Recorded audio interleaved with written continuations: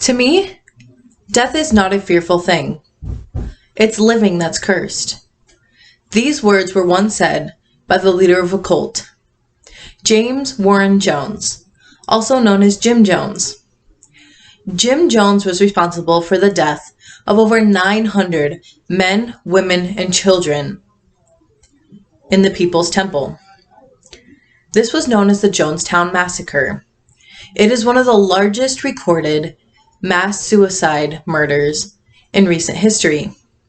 In 1955, Jim Jones became a self-proclaimed pastor. According to an article called Jim Jones from Britannica.com, this was due to the fact that he preached for racial integration. This was due to the fact because as he was growing up, he was one of the outcasts. And in his day and age, colored people were one of the outcasts, and he felt for them. So that is why he was on their side and he preached for them. This led him to starting his own Pentecostal church in Indianapolis, Indiana, which was later then known as the People's Temple. In 1965, Jim Jones uprooted his life and the lives of those who would follow him in the People's Temple and moved them to Northern California. 6 years later, in 1971, they moved south and settled in San Francisco, California for a couple years. Jim Jones became obsessed with power. This caused people to want to defect and escape from his grasp.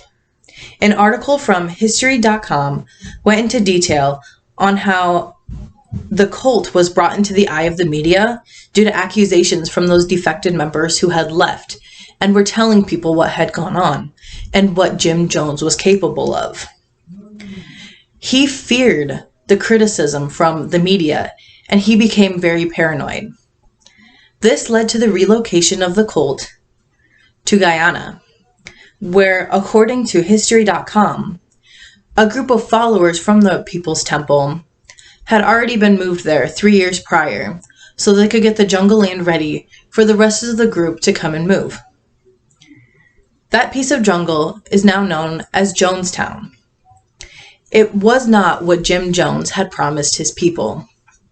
It was not the utopia that he told the people that they would have when they arrived. Once in Guyana, Jim Jones and his guards took all of the people's passports and money. The money added up to over $1 million, and the people were not able to escape back to the United States. The more power that Jim expressed, the more addicted he became to it. And this played hand in hand to his drug addiction. The Jim Jones Church turned into a cult over the years. He used his followers as slaves, often held at gunpoint to get things done. In 1978, a U.S. congressman from California named Leo Ryan was convinced to travel to Guyana and investigate the rumors from past defectors and their family members. After that, he never returned back to the U.S. alive.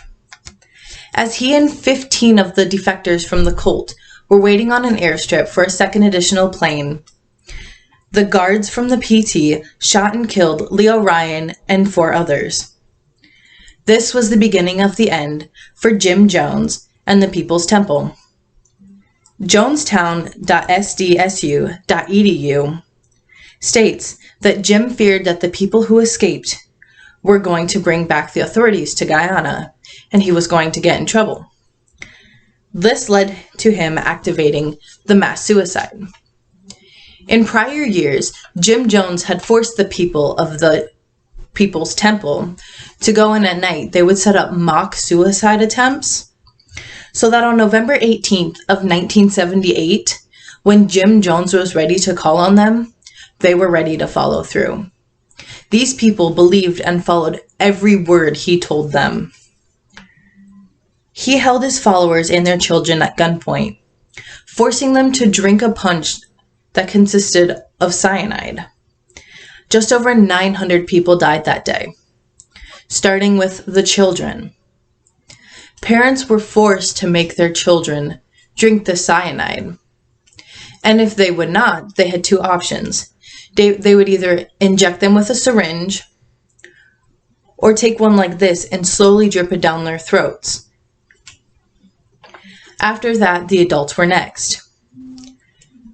Also included was Jim Jones, but he died from a shot to the head. This event became known as the Jonestown Massacre. The deaths of the 909 men, women, and children led the Jonestown Massacre to be one of the largest recorded mass suicide murders in recent recorded history. Jim Jones was a man who did not fear death. It was living he feared most. He once said, "If we can't live in peace, then let's die in peace." Though Jonestown was anything but peaceful.